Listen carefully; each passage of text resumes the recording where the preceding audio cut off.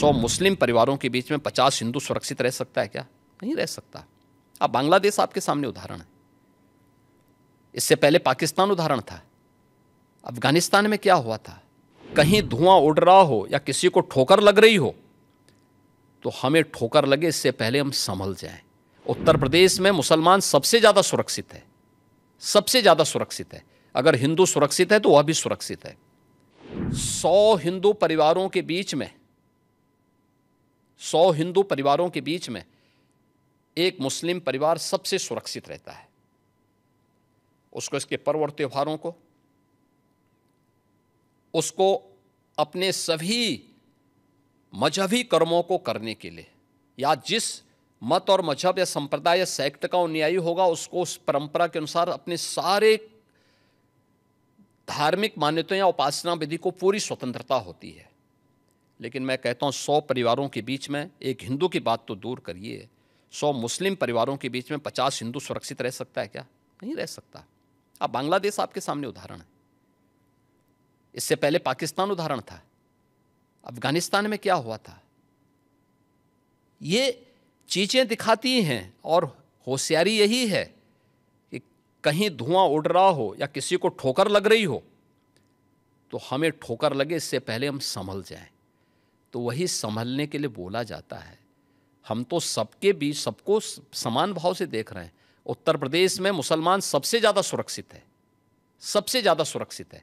अगर हिंदू सुरक्षित है तो वह भी सुरक्षित है।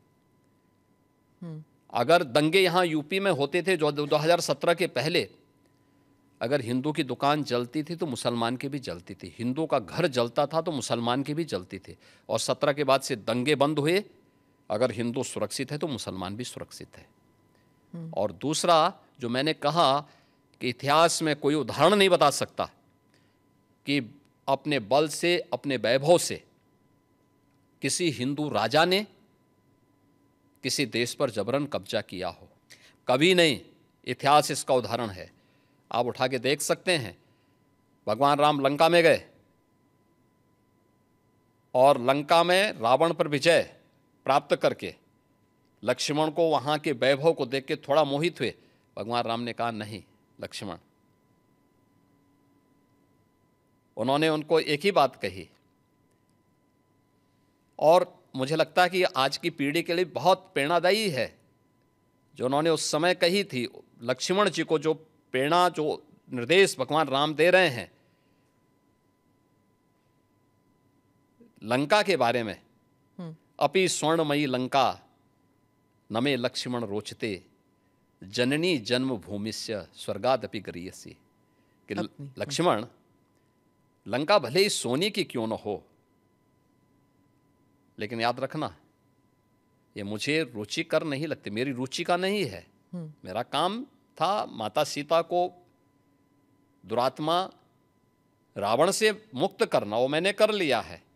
अब हमें यहाँ से निकलना है, क्योंकि जिस माँ ने जन्म दिया है और जहाँ हमने जन्म लिया है उससे बढ़कर के दूसरा कोई भी, स्वर्ग से बढ़कर के उपभोग दूसरा हो ही नहीं सकता, इससे बढ़कर के उपभोग हो ही नहीं सकता है, चाहे वो स्वर्ग ही क्यों ना हो। और इसलिए हम यहाँ नहीं करेंगे। ये उदाहरण मैं इसलिए दे रहा हूँ जिसलिए जो सनातन धर्म पर प्रहार करते हैं उनकी आंखें खुलें, वो देखें। उदाहरण हमारे सामने पर्याप्त हैं और ऐसे अनेक उदाहरण आपको समय समय पर मिलेंगे।